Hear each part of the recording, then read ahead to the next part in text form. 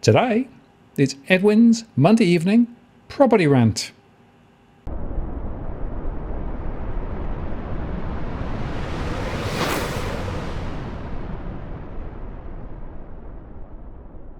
Hello again, it's Martin North from Digital Finance Analytics, web notice post covering finance and property news. It's another Monday evening, and of course, Edwin is back with me for another rant, and it's a budget week rant. Edwin, how are you doing? I'm doing well, Martin. And what has Albo Santa? What's he going to bring you? What was on your wish list, Martin? Well, it's an interesting question, isn't it? It's about what's really going on.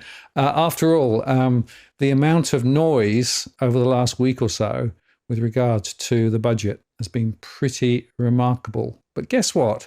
It looks as though construction sector will be one of the chief beneficiaries. No surprise there.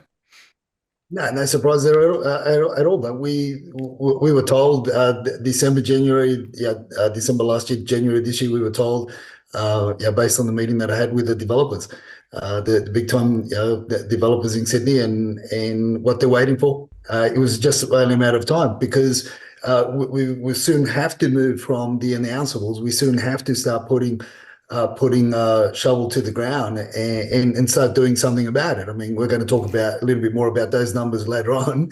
And we're going to break those down. But sooner than later, those announcables have got to materialize, and it's materializing in the budget tomorrow. I mean, there are many different factions or sectors of the community that are really are sitting pretty based on the projections of what's going to be handed out tomorrow.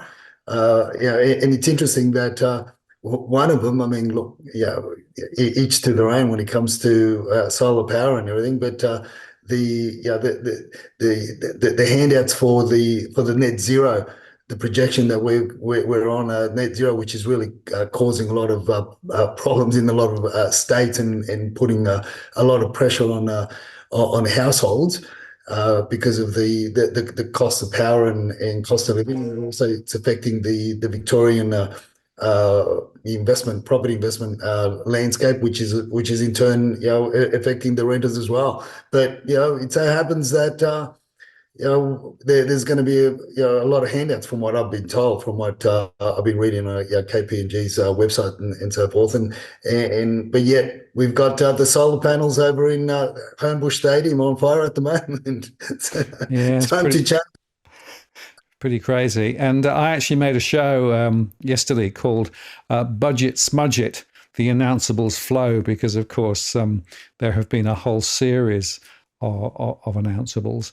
And, I've been talking about this for some time. Announcables being things that sound really good on the surface, but when you actually peel it back, you realize things like, well, actually, that money was already in the budget. It's just being announced again. Or this is a reformulation of something that was agreed previously. So it's not necessarily all new money. But it is interesting now that Chalmers is coming around and saying, well, actually, we need to see housing central in the budget, which is quite fascinating. And just on that, it's quite interesting to see what some of the newspapers have been writing about this, because this came in quite recently, saying there's a clear recognition that Chalmers' pre-budget messaging up till now has been confused and misdirected.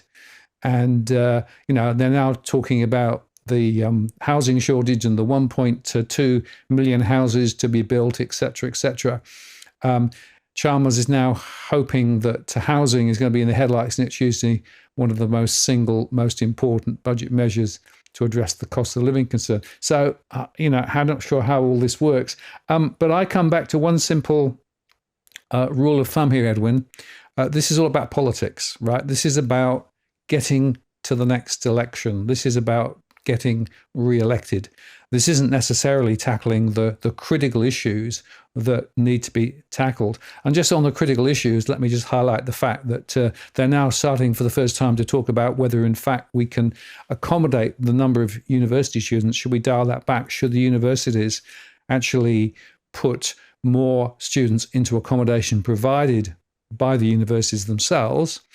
And interestingly, of course, the university sector always claims that this is a massive export, right? The reason is that they argue that a lot of people come to university in Australia but pay from overseas sources for that education, when in fact what we've seen in the last little while, over the last 2 or 3 years, is a significant rise in those from India and Vietnam and other places. And they all work in local jobs here in Australia to pay their passage through university. So it's not an export at all. So the bottom line is, this massive story of how important students are for the economy is actually misplaced in the accounting. And secondly, of course, it puts huge pressure on rents and on property more broadly. So again, that's another example of sounds good on paper, but let's look at the reality. Yeah, look, I think KPMG really hit the nail on the head. In that post there that they put out, or that the snapshot that I did, and it says the 2024 budget is expected to set up the Albanese government's priorities for their re-election campaign, and that's really what it is. It's not setting up the priorities for how to bring down the cost of living. It's really just setting up the priorities for to be elected to take us for another 3 or 4 years, whichever way it goes. But look, all these announcables with regards to construction, and now we're getting the announcables also around the what you just mentioned, how they want the universities to dial back with the students. So, I mean, last week we spoke about there are many other ways, and there were many other students that I sort of knew about, but we didn't really know how entrenched that is, and how easy it is to get that pathway. To bring in basically somebody above the age of 6 years of age, and then be accompanied by a guardian or a parent or a friend to accommodate, to support the young child as they go through primary, high school, and then tertiary education, and eventually it's really the path. It's another pathway to PR. The interesting thing, Martin, with regards to all that is, as much as it's announced, it's really until they actually do something about it, it's not going to be felt. And is it too little, too late? Is another thing. But then you've also got the tourism side of things. Yes, we need tourists in order to, because that is one of our pillars, or one of our cornerstones of our economy, tourism. But we know that the tourism, what they do in order to, they become tourists, and then they go and they graduate to becoming ghost migrants, and then obviously they're in the workforce, and they're taking up low paying jobs. But the thing with the student side of things, Martin, is when I look at all the tradespeople that we currently work with to help our clients post-purchasing of a home in terms of the renovation, I start to think about the local Chinese people that are running these companies, that have got PR, that have been educated through tertiary education. Our kitchen guy is a mechanical engineer that wasn't getting much chop out of, or wasn't getting much pay out of becoming after graduating as a mechanical engineer, working with a company as a mechanical engineer in the workforce for 3 years, wasn't earning much. So then decided to start building kitchens, and has been doing so for the last 8 years. So, and he's an excellent kitchen manufacturer, right? The stone guy one of the stone guys that we use, the wholesalers, he's actually he graduated from Sydney University as well. He graduated as a telecommunications engineer in that field, in telecommunications, and again he worked for Telstra for 3 or 4 years. Wasn't making much money out of it, and then decided to start importing engineered stone from China, and has been doing that for the last 6 years. our flooring guy, one of our flooring guys, he has a master's in accounting.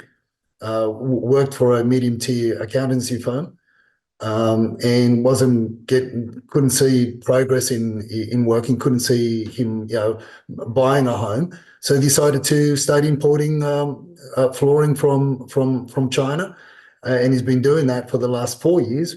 And now he's bought a house in Hurstville. So these are the pathways, and but when I look at all these things, when I look at all these people that are running these businesses, the people that we're dealing with, the WeChat Chatters that are running these businesses, but then I look at the push that we've had over the last 2.5 decades to shy away the local Aussies, right? We sort of push them in a way to shy away from a TAFE, a career in TAFE, and become a tradie of sorts. And we've been pushing them and indoctrinating them to go through university. And at the end of the day, there's really not much out there, because a lot of these jobs that have required high grades, long years of training, long years of education, and then postgraduate training, it become in a way meaningless, because they're being outsourced to overseas companies, or the companies are importing cheaper workers anyway, and so they don't see much of there's not much of a pathway there. And now we're at a critical mass where the people that we need, we're short of, and that is construction workers and blue collar workers that want to get into the construction industry in order to help. Of course, rather than looking at supporting the local apprentices, like we've been saying for months now, how we've seen third year and fourth year apprentices just bail out because there's just no incentive for them to carry on as an apprentice. They get tired, and the government hasn't really put any emphasis on apprenticeships and helping companies or businesses keep their apprentices. Now we're looking at importing licensed tradespeople from overseas. It's a crazy world. It really is a crazy state of affairs that we're currently in. But is it any wonder that so many people are just ridiculing both sides of the fence, the left and the right, when it comes to the announcables that we've had over the last 1.5, 2 decades? Well, as we've said before, there isn't a huge amount of difference between the two, and I think a couple of observations. My late wife Jill, who was in the university sector as a university professor, bemoaned the degrading of the quality of degrees that were coming out of the university system. So more and more people were being funneled through, a lot of people from overseas, but the quality of the degrees out the back were actually not as good as they were, 10, 15, 20 years ago. So you can have a degree, but doesn't necessarily mean you're actually going to make progress beyond the university. And a lot of people end up in places where, the degree perhaps didn't make a lot of difference. So that's the first point. Second point, just come back to the budget. I just wanted to highlight that the 12 billion, or what it is for housing, right? That's over 5 years. So that isn't next full year, right? That's over 5 years. And a lot of the discussions is over that longer and extended period. So even if they talk about, we're going to put this amount of money in, it's not all coming in the next 12 months. It's not going to make a difference to the 1.2 million, houses that need to be built, because talk is cheap, right? There's a whole different story here about exactly how long it takes for this sort of stuff to stick. And some of the commentary I've seen is that they're suggesting that a lot of this 12 billion was already money that had been previously announced and was a continuation of programs that already exist. So it'll be very interesting to see how they spin this on Tuesday night and how much of it's new versus how much of it's an extension. So we have to be a little bit careful because, again, it's all about misdirection and it's about announceables. And I will make the other point, Edwin, while I'm just on this a bit of a long run here. There are still significant pressures on households. So we got this report that said that Bowser Power, with petrol prices continuing to rise higher, lack of competition is keeping price rises up. And also this one, that according to a recent OECD report, Australian households' electricity prices have grown faster than almost anywhere else. And that's, again, because of bad policy. And I guess the point I want to make is that some of the inflation that we're getting at the moment is directly a result of bad local policy. And policy, for example, around the gas sector, and policy around the price of power in particular is one of those I'd highlight. Another one is, of course, the migration issue, where, of course, high migration has pushed house prices through the roof and also rentals through the roof. And so there is actually a really important set of policy discussions that should be being had. But guess what? The budget is not really getting close to tackling some of those underlying issues. What we're actually seeing is, spin, political maneuvering, and frankly, just trying to win the next election rather than anything else. So I think this is pretty shameful. But by the way, this is precisely the same that we're seeing in the UK, with an election within a few months here in the UK and elsewhere too. So more and more politicians are all about just the next little loop to be able to get re-elected without actually dealing with the critical issues that should be dealt with. And at the moment, both sides of politics are playing the same game. So I don't expect any change. And this is what we've been saying, and we've been putting together since 2020, because everything got muddled up, everything got mixed up in the same pot, and everything's just been basically in lockstep, working in lockstep to. But one thing for sure is, although they're all working in lockstep, but we don't know who they're working in lockstep for, because they're certainly not working in lockstep for us, the voters, the Aussies that maybe have given them the vote or not, or put them in power, or pay. One thing for sure is that we pay their bloody wages, right? So they're certainly not working in lockstep for us, or for the Aussie battlers that are out there now, living in tents underneath bridges, and all they can continue to do is funnel money abroad, line their pockets. But so it's really going back to the discussion that we had last week as well, with regards to how you can't have, there is no longer a separation between the RBA and politics.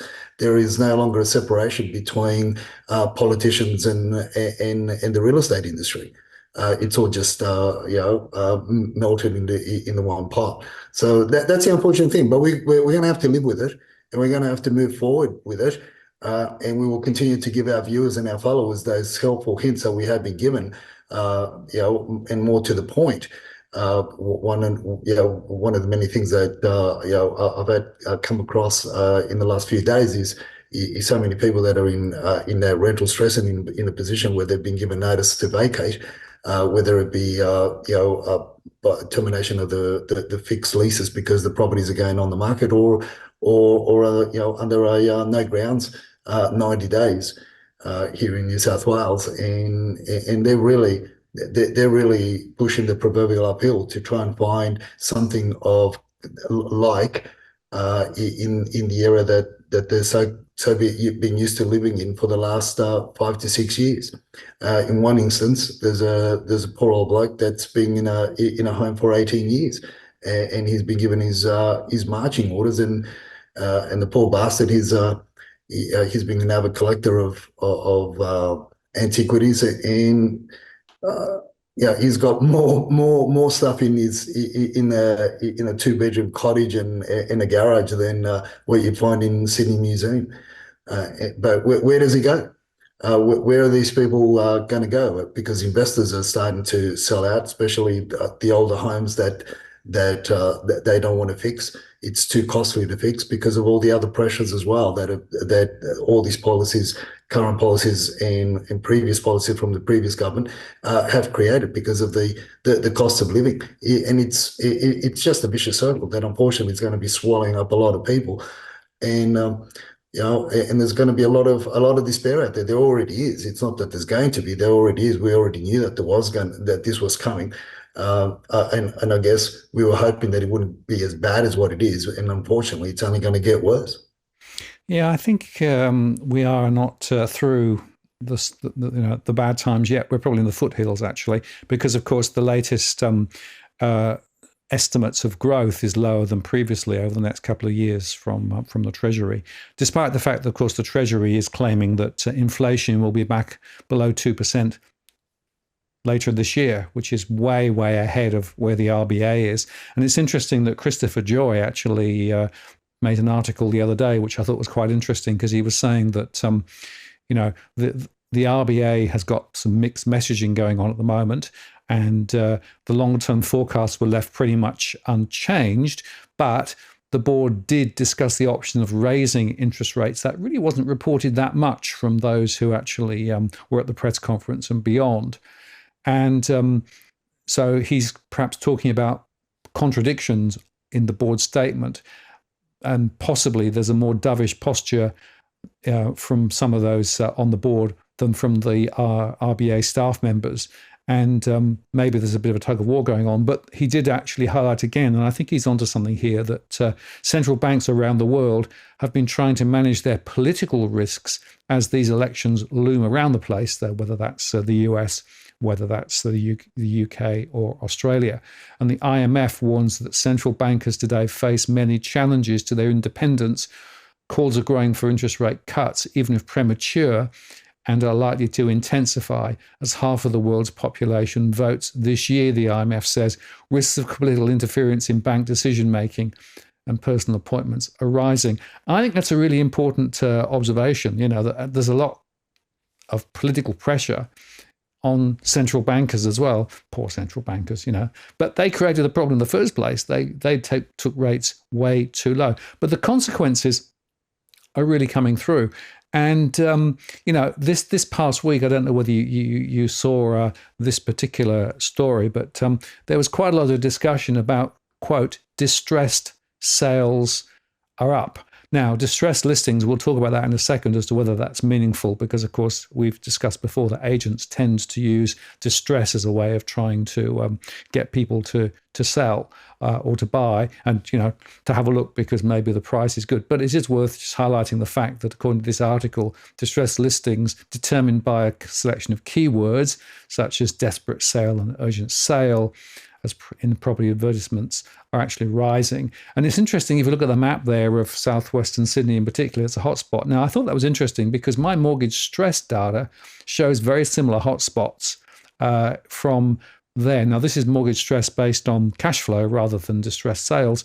And of course, over the last few days, we got quite a lot of press coverage in the news.com articles and the newsprint, because there was, South Australia and New South Wales experiencing high levels of mortgage stress. So there's definitely something going on here. But and I know that distressed sales are not necessarily telling the full story, because distressed sales is a tactic that are used by agents. Yeah, and this is something that we spoke about, I think it was a couple of months ago, 2 or 3 months ago, thereabouts. And we highlighted the fact that that a lot of property reporters and I know Louis has a distress sales section as well, and Louis Christopher, and I've had a few points to share with Louis with regards to his data. On a DM, we chatted about that, and he's a little bit more robust. He captures a lot more the information that the domain does, because domain just simply relies on the copy that you see on the feed of domain of the portal. But I think the reporters need to understand, and they failed to really dig a little bit deeper with that article. And that is, the first thing which you already alluded to is that they shouldn't believe what the selling agents write or tell you about the property on the copy, because it's a strategy, it's a tactic that, as you said, that they use in order to get more eyeballs on that listing and get more people at the point of sale or at the auction. They're using desperation wording to literally to draw a crowd. And look, I liken it like this, Martin. If you fall off a bridge, if you fall off a bridge into the reason why this comes to mind was because I was actually I spent a bit of time in the Amazon, in the parts of Ecuador, in the Amazon jungle there when I was 16, 17, in literally in the Amazon jungle, and an animal fell off the bridge onto a river that was notorious to have piranha, and the poor thing it injured itself as it hit the water, the rocks, and blood started pouring out. And lo and behold, sooner than later, there was a swarm of piranha just came in, and it was, for me, it was, being a teenager, it was absolutely fascinating. But for the locals, it was a common thing. But that's what it does. I liken it onto that, where you've got. They think that a vendor is got a fatal wound and a fatal injury, and therefore, look, a lot of investors and a lot of buyers swarm into that property, like the piranha did with this poor beast that fell off the bridge. But that is the strategy. That is the smoke and mirrors about the copy. And I think it's exaggerated more so now than what it was before. And my belief as to why a lot of agents and agencies are doing this also, Martin, it goes to the point where it disguises and it deflects questions that are pertinent to material fact. It's easier because a lot of agents don't know how to deal with material fact. A lot of people don't know how to report material fact. Material fact are issues in relation to the property, whether it be with by way of asbestos, other toxic elements. Was it a drug den, a drug house, where there was violence in the house, or there was a murder or physical violence in the house, or the rental property. The material fact be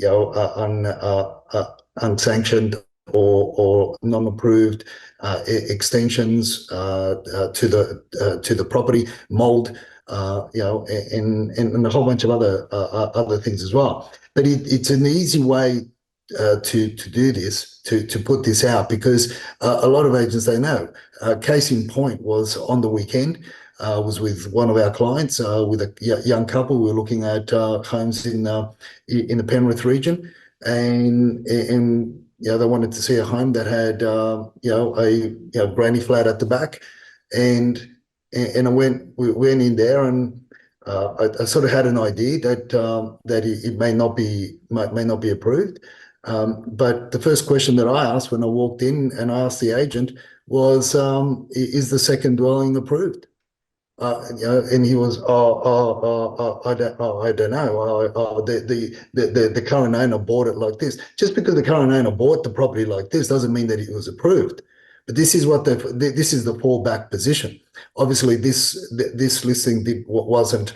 The copy of this listing didn't have any distress sale or vendor must sell or this or that. It was an investor that had two tenancies across the property, one at the back and one at the front. And they wanted to sell, for whatever reason. Didn't go into detail. I just was more concerned as to whether the dwelling was approved. And then the copy of the contract was on the table, and I said to this young fellow, I said, look, here's a quick tip for you, right? Let's go to the sewer diagram.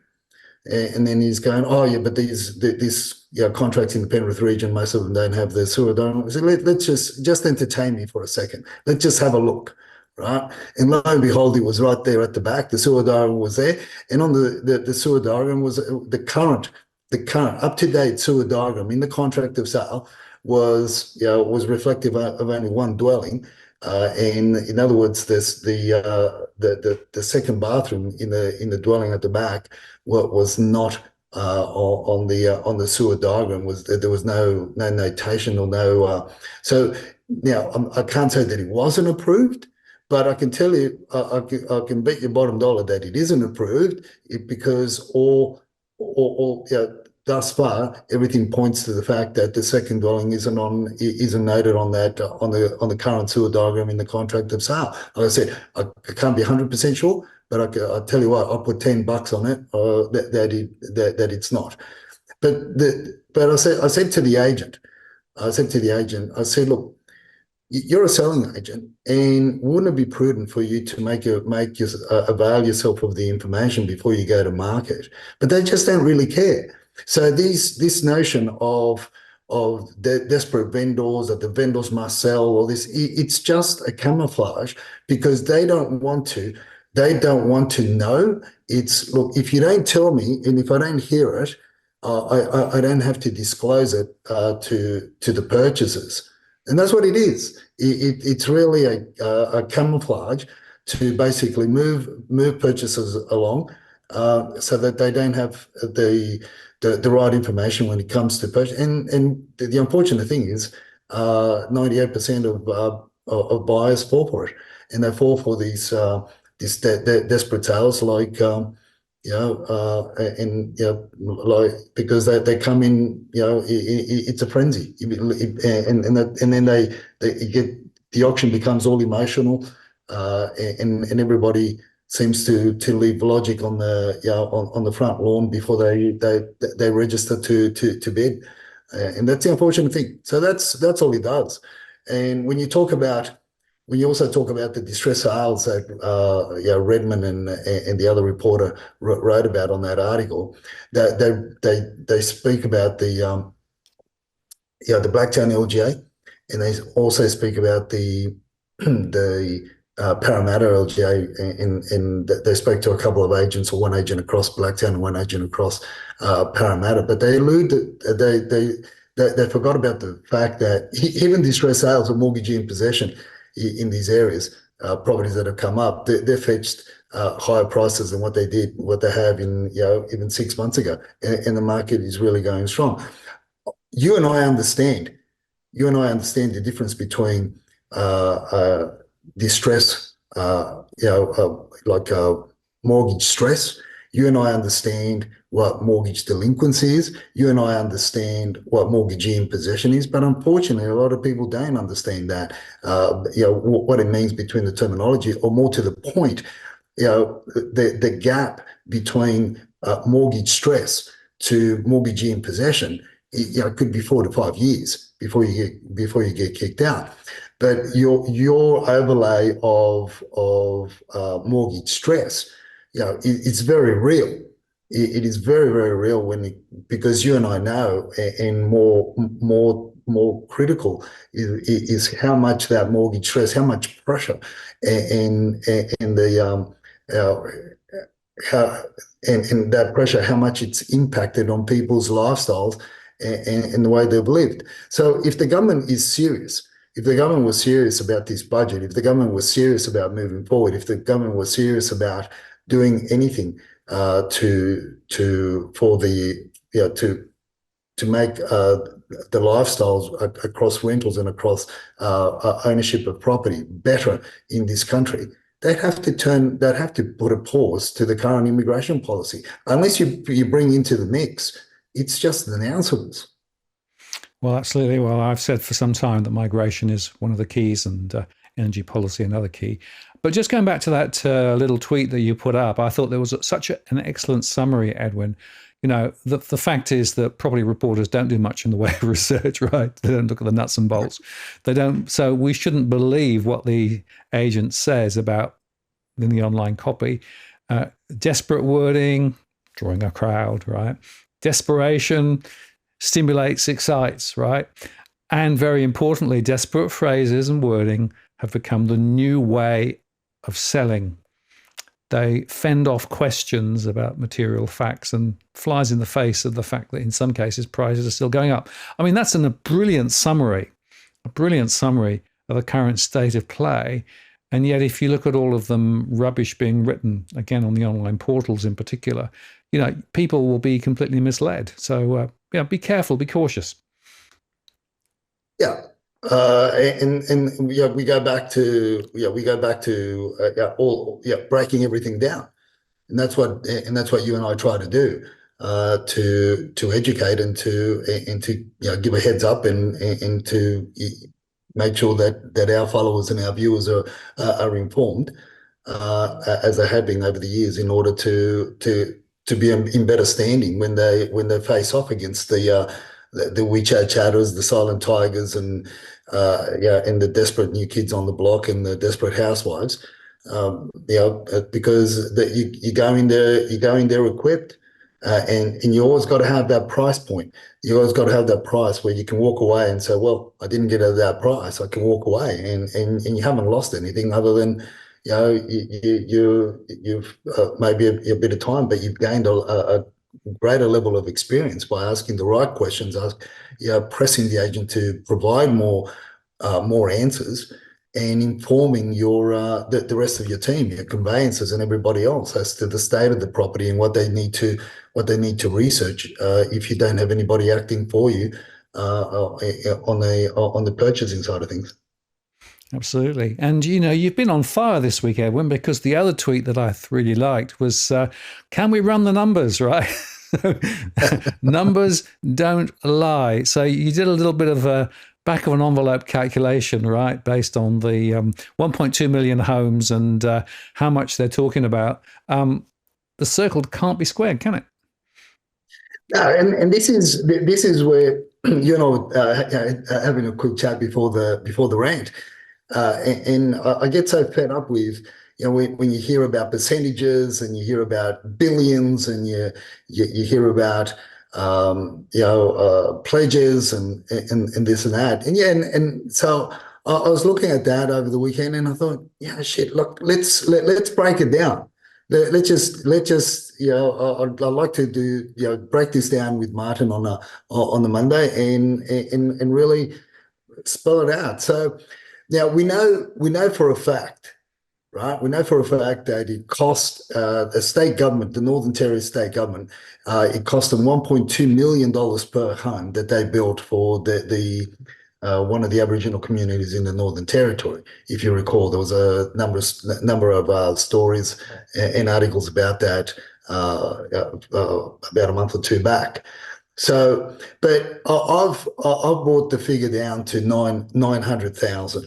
Because we know that the majority of homes that the federal and the state governments talk about, they allude to they should be calling them apartments. They shouldn't really be calling them homes.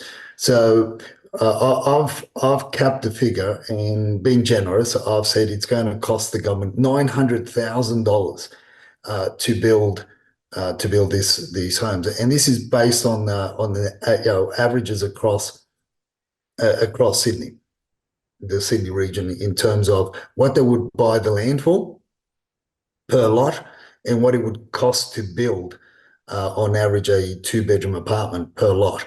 So I added those figures up, and that's how I've come up with 900, because we know that, and that's, as I said, that's being generous, because there's going to be a lot of stuff ups, and a lot of builders are going to be rubbing their hands together, because there's going to be a lot of variations.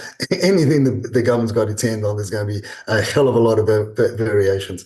So if we do the numbers, so if we divide 900,000, we divide $11.3 billion that's been pledged. By 900,000, we end up with 12,555.5 homes, rounded off to 55. So it's 12,555. Now, this is a pledge and projection up to 2030, and I'm including this year, so therefore it's across 6 years that this has been pledged. So that when you divide that into the 6 years, then what that represents is really 2,090 homes that are going to be that are going to be built per year. So it's I mean they're the figures, right? And numbers don't lie. So, but a lot of now the other thing, the kicker to this as well, Martin, is I put at the bottom of that tweet is it's not like the government can then call up Amazon and say, listen, we need 2,092 homes, apartments to be delivered, and we're going to get an overnight delivery by a super drone, and it's going to drop them off in different parts of Australia. I know how that's going to be divided, but they're the numbers. And as I said, and you and I have said for a while now, we've said that by the time they start putting shovel to the ground, if they start today, we're not going to get, nothing's going to be delivered for at least 3 to 4 years. If the shovel to the ground is put in, if they start digging today and those excavators start digging today, we're going to get delivery. We're going to get the keys in 4 years' time. Now, some have taken it even a bit further. I didn't put on the tweet, but others made comments on that tweet. If we really broke down the 11.3 billion with the 1.2 million homes that have been pledged, that means that the government believes that each home or each dwelling is going to basically cost them $9,416. I don't know. Maybe post World War One that may have been the case. Yeah. So the interesting observation. Maybe they've got a slightly more polished gold tap for that $9,000, right? But no, the fact is, of course, that money, which is going predominantly to the states, right, is essentially trying to catalyze the states to go do stuff, right? But and I know that the states are having terrible trouble convincing local councils to change the approvals processes to allow them to build up, for example, in and around Sydney being a big example. And we just don't have the supply of materials nor the supply of workers. The other interesting observation is there's also another $1 billion for infrastructure, right? So they're talking about building roads and other things that are required to enable places to be built, which means you've got to put the infrastructure in first. But that also means that you need builders who are actually going to build the infrastructure. So, I mean, when you actually start pulling it apart and looking at this, you can just see how shallow this whole story is. It doesn't actually hold water. And, 1.2 million homes required, migration still running hot, and it is impossible to square the circle. Housing affordability will remain shot for a long, long time, way beyond this political cycle, probably beyond the next 2 or 3, because of the, frankly, intergenerational issues that we've got here. So it is worth, just as you say, pulling this apart and really, really doing the numbers. Now, another interesting observation on a similar vein, but just going back to the WeChat chats, because the WeChat chats are actually already across a lot of this, aren't they? Oh, look, they are, and they're being ahead of the game for a while. They're really being ahead of the game because they've been reading the markets and they're really getting into the nuts and bolts of the property market because post 2020, they themselves, when they saw how badly managed the states were with regards to the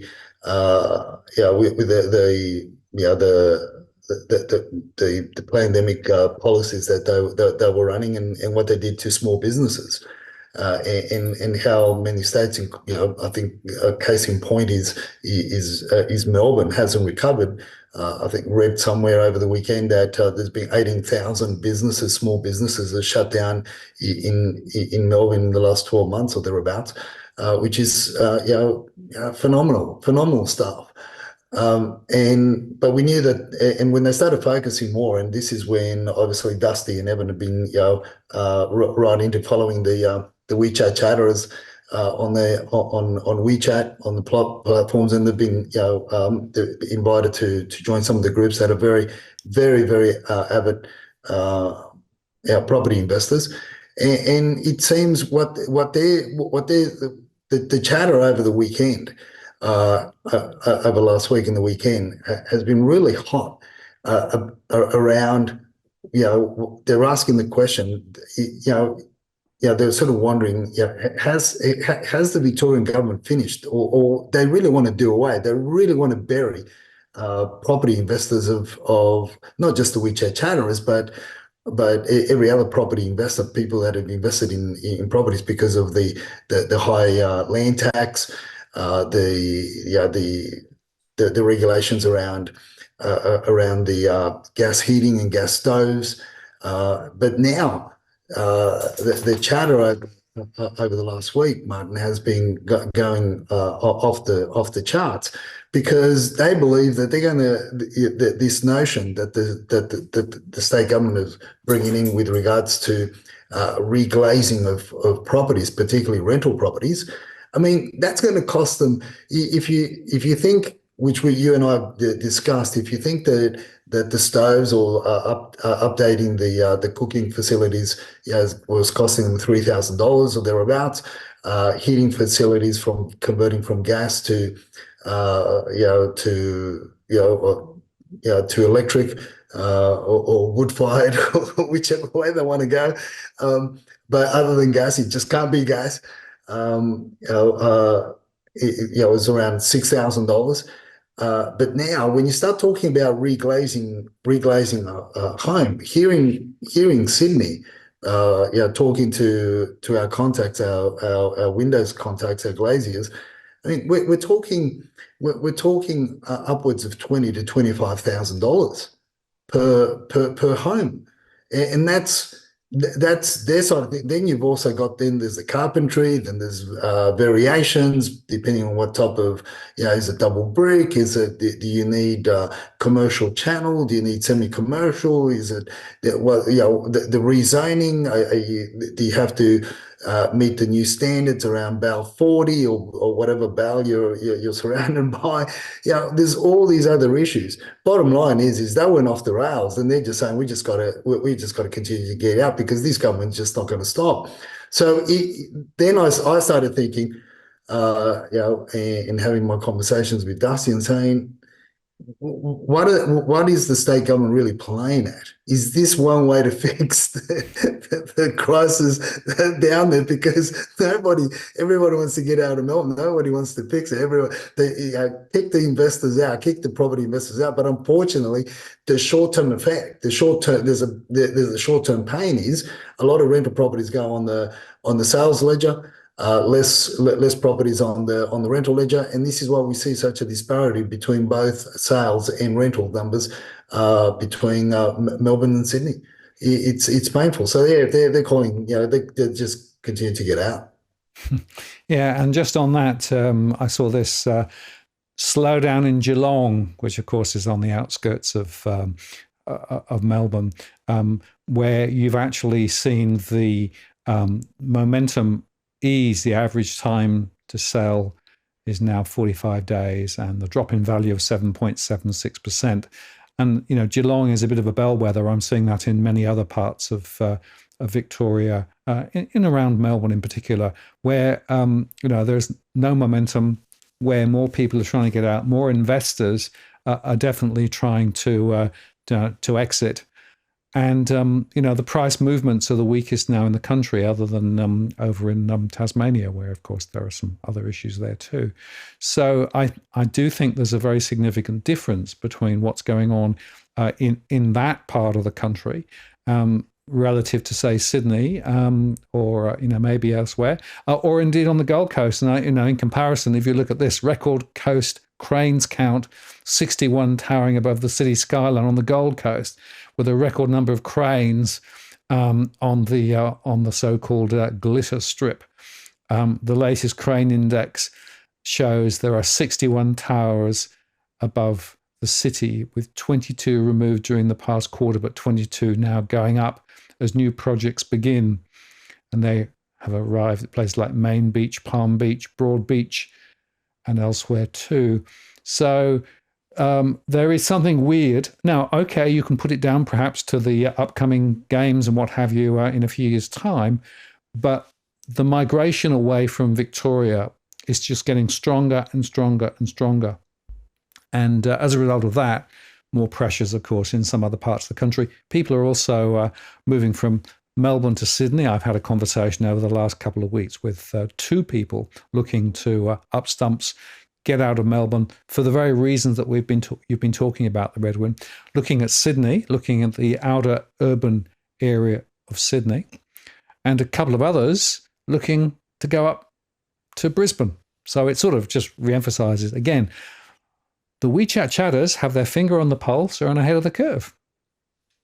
Yeah, look, the crane index is certainly going up there in Queensland, because up there you can charge 2 million, 2.5, 3 million for an apartment. It doesn't have to be a penthouse.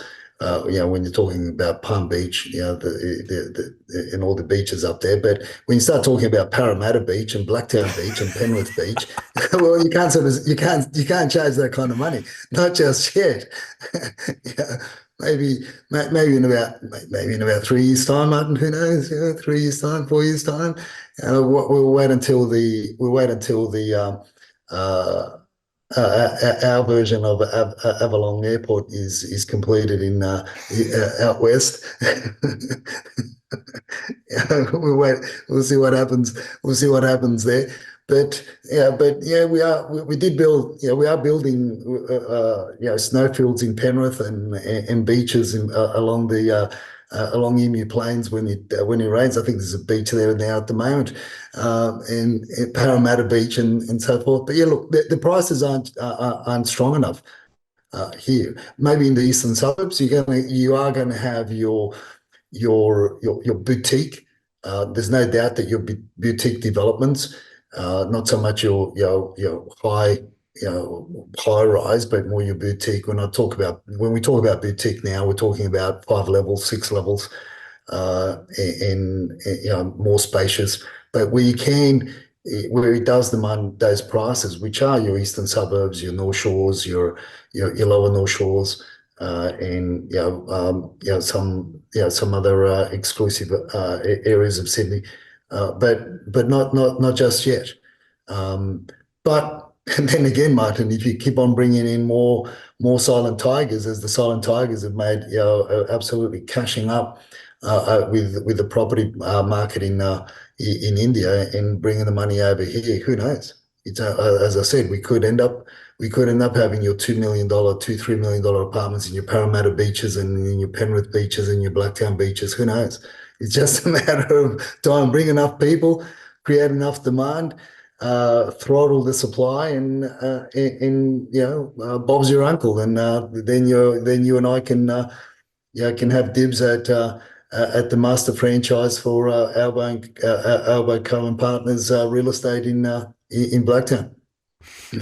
Well, and Trigonoff, of course, was talking the other day about we need more migrants. We need more migrants so we can build some more, right? So guess which side of the fence he's on. But just, as we sort of move towards the end of the show, let me just cover this quickly, because there was significant data this week on how long it takes to save for a house, 17 years to save for a house, as they showed here in this particular article.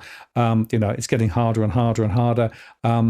The teen home dreams may take decades, or this one, which I thought was quite well.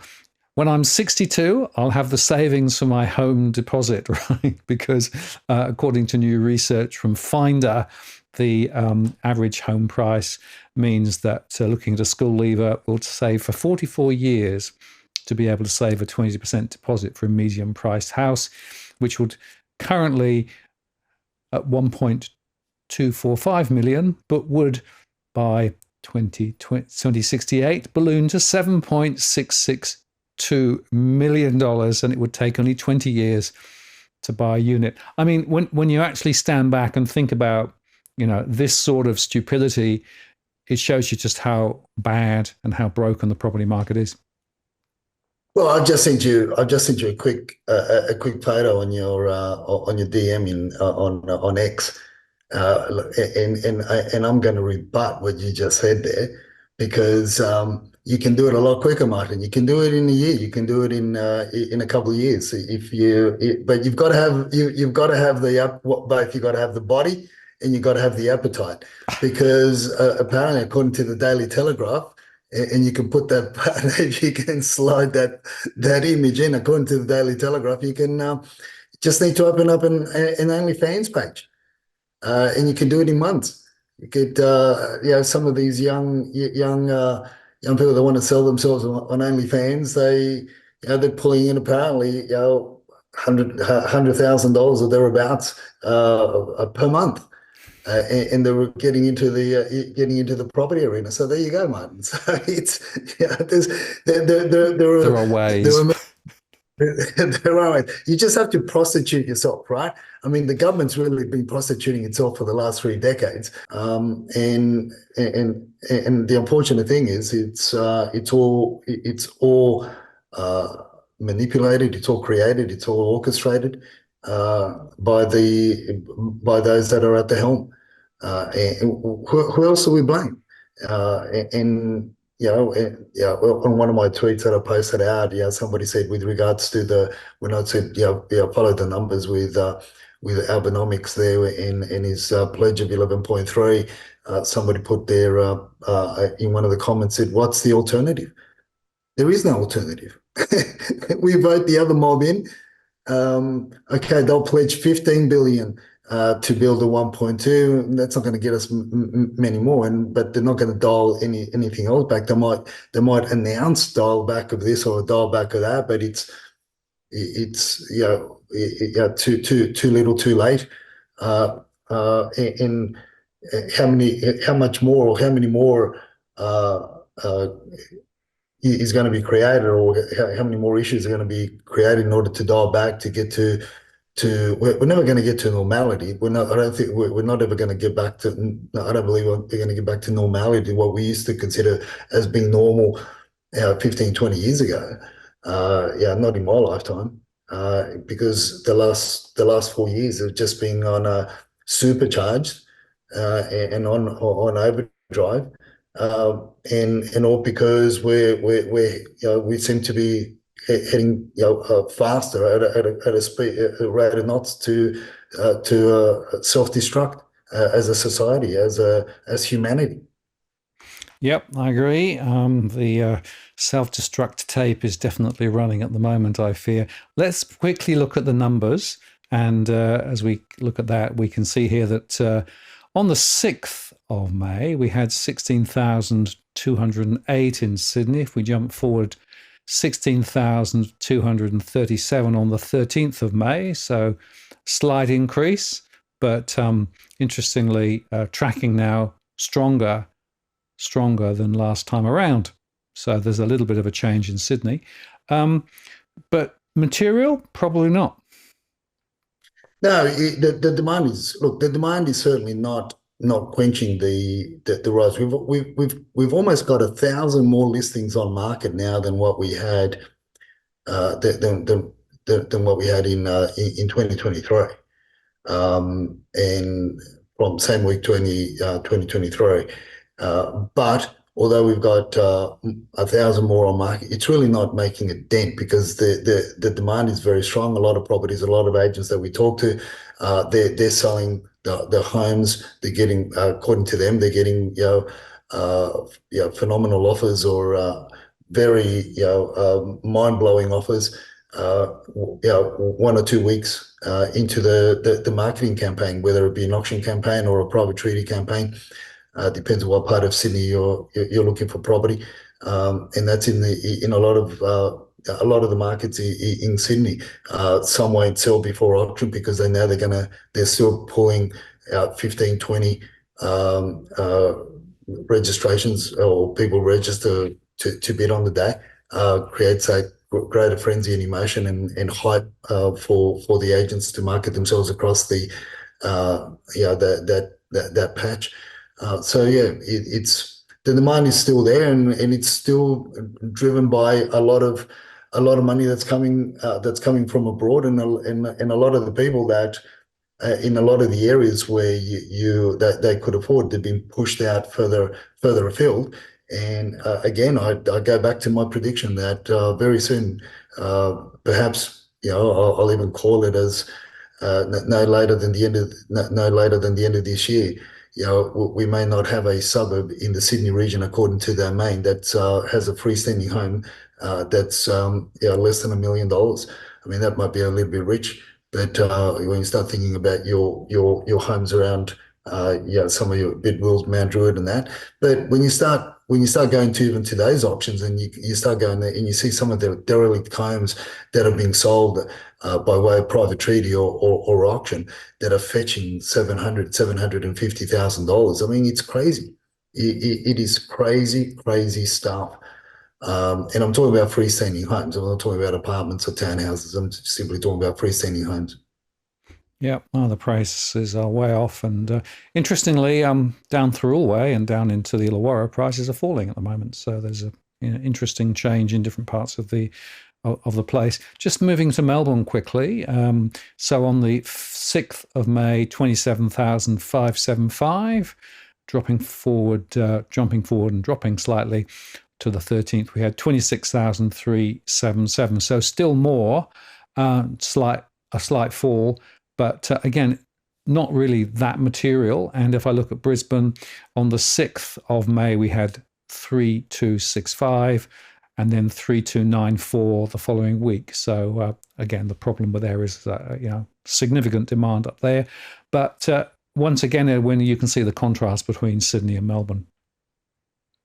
Yeah, and that's something that we've been on check for a number of years now, and the mainstream still haven't picked up on how vastly different they are in both, as I said, both across the rentals as well as across the sales. But again, it's a market that's been heavily influenced. Both markets are really heavily influenced by the WeChat Chatters, one way or another. But Sydney's now gaining greater momentum in terms of demand for purchases because of the other forces. And look, we've obviously got a lot of other communities, communities of different backgrounds that are buying for a position or buying for a piece of a patch of land or a property, where as we've been saying, that there are many parts of Sydney where many communities of many of different ethnicity have polarized, and they want to be there, and more because of the need to have the senior the grandparents, the senior age people be within a community that they can both go out and enjoy and converse on the streets in their own language, because they've never really picked up the English language. They've never really mixed with other communities. But now, it's a good thing to see. It's a great, we've become very robust in how diverse we've been, because you can go to different parts of Sydney. It's like going to another world. And it's interesting. It's not what we envisaged multiculturalism will equate to, but it has. Dusty and I certainly enjoy going to different parts of Sydney to enjoy the different cuisines and just see what goes on. But from a property point of view, unless you're of that ethnic background or have a lot of money, it's very difficult to get into some of these communities, into these hubs. Absolutely. Well, the idea of integration. Now, it depends how you define integration, but certainly if you go into different areas, it feels very different. On the auction front, interestingly, still quite a lot of momentum. More auctions in Melbourne than Sydney. Yeah, what it's showing us, and it has been for a while now, it's just that how Melbourne's really people in Melbourne are just keen on getting out and using whatever they believe is going to be the quickest way out to achieve the not so much the best price, but it's more to the point. I think it's to the quickest way out, the quickest strategy out, because even from the reports, in some parts, properties are dropping back, not dramatically, but they are, and they're just people just want out, and they'll continue to.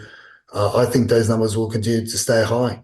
But it's interesting to note though, we're almost at least almost twice as many go to auction in Melbourne than what they do in Sydney, by way of just the numbers that are properties that prefer to go to to auction on a given weekend. Absolutely. Well, let's quickly look at the rental numbers. In Sydney, on the 6th of May, we had 10,536 available for rent. Following week, 10,748, so a slight rise. And in Melbourne, on the 5th of May, 9,207. On the 13th of May, 9,421. So at both places, a slight rise. But again, if we look at the supply-demand disequilibrium, still, that's not really a vast number.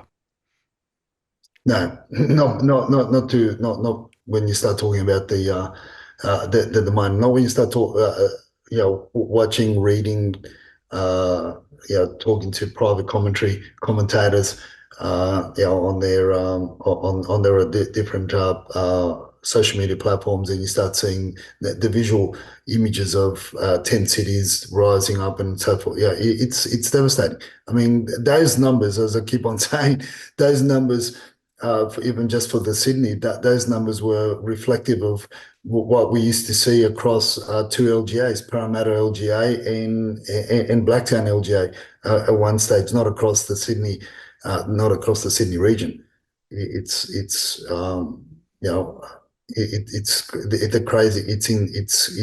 crazy, and now you start seeing some of the stories, and it's heartbreaking. For me, it really is heartbreaking to see and to read.